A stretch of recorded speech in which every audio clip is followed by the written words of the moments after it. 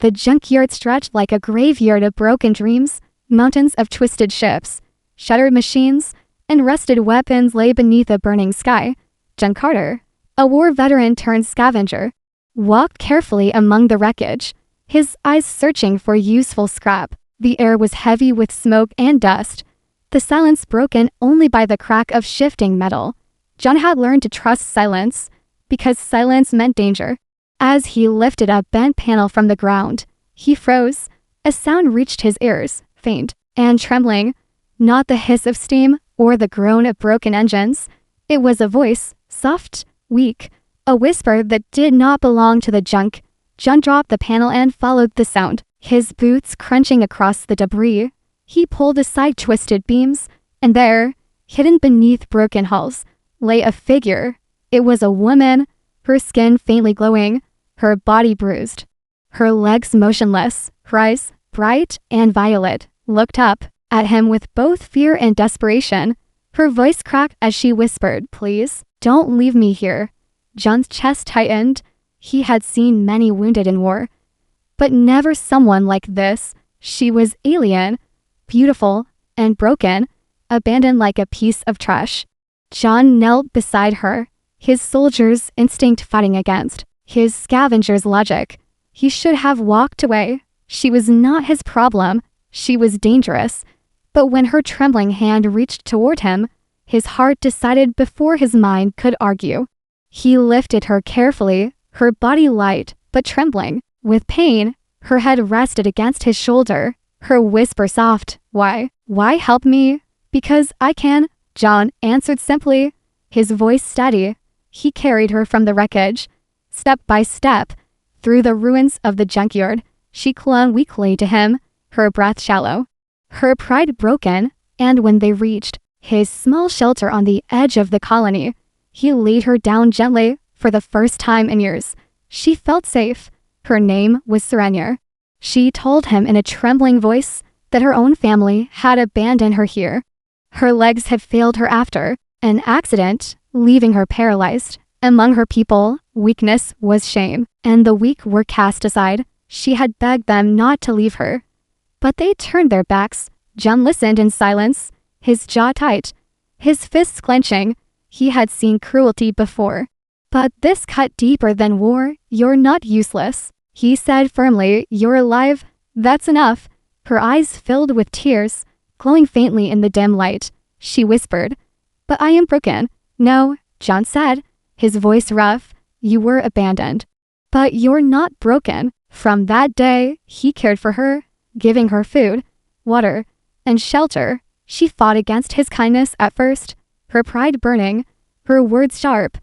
But John never left, never gave up, always returning with scraps to repair what she needed. Slowly, her anger softened, replaced with something else. Trust. John built her a support frame from broken machines. It was clumsy, but it gave her strength, a way to move again. He worked late into the nights, cutting, welding, shaping pieces of junk into tools of survival. Serenia watched him with silent eyes, her heart torn between shame and gratitude. When she stood for the first time with his machine, her tears fell freely. "You did this for me," she whispered, her voice trembling. John nodded, his voice calm. "I promised I wouldn't leave you." She laughed softly through her tears, the sound both strange and beautiful. And for the first time since her family abandoned her, Serenia felt alive again.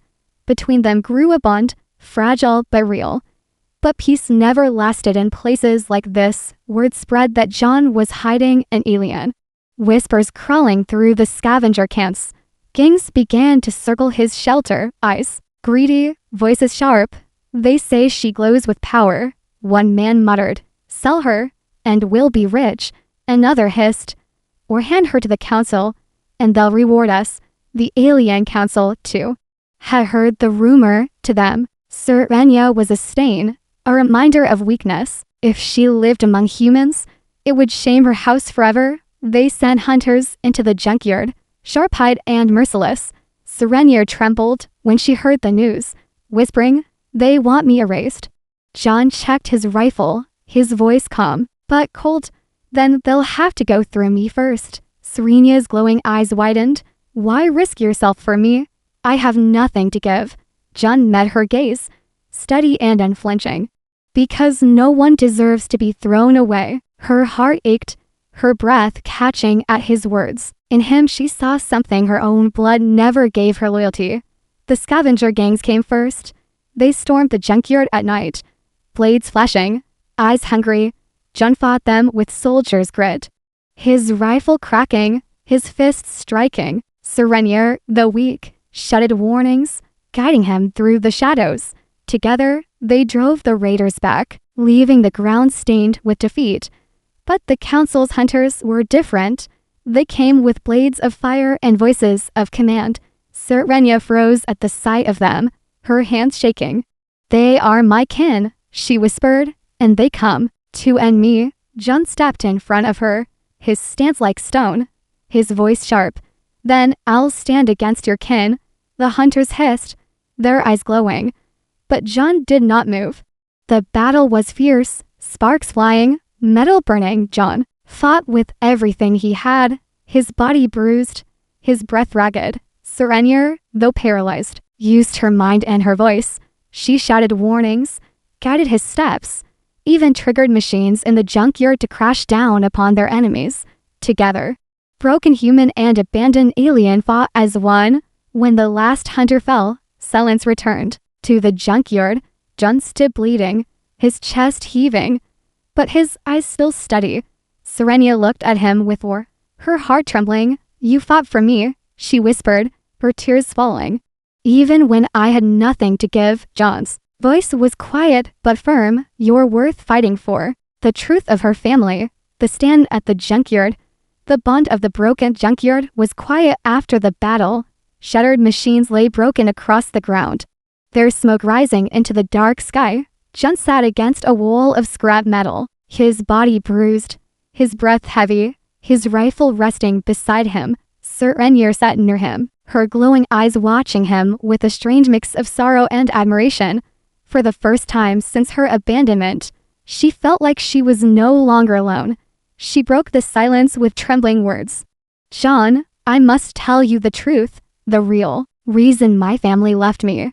He looked at her, his jaw tight, saying nothing, just waiting. Her hands shook as she touched the glowing mark on her skin, a mark hidden under her sleeve.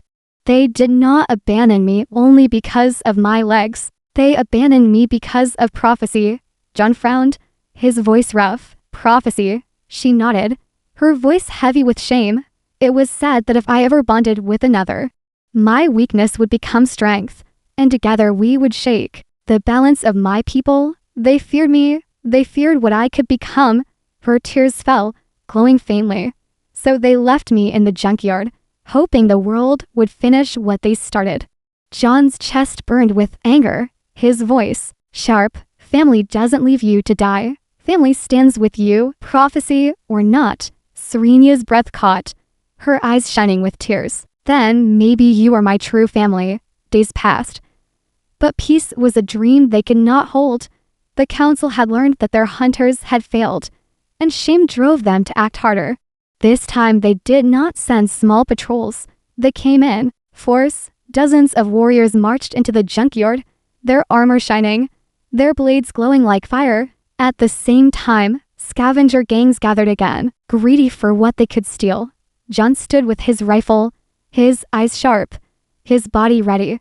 He knew the fight was coming, and he knew it would be worse than any before. Serenier sat beside him, her hands shaking, but her voice steady. They are not here to take me, Jun. They are here to erase me, once and for all. He gave a short nod, his tone calm. Then we give them a fight they'll never forget. Together, they prepared the junkyard for war.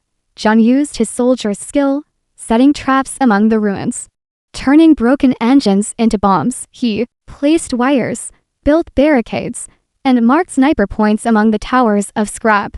Serenier guided him with her alien knowledge, showing him how to use fragments of her people's technology. With her mind, she activated old machines. With her voice, she set commands into broken drones. Together, they turned the junkyard into a fortress of fire and steel. The night came, and with it, The enemy, the scavenger gangs charged first, shouting and screaming, their blades flashing. But the traps exploded, sending fire through their lines, tearing metal and men apart. Jun fired from above, each shot precise, each strike deadly.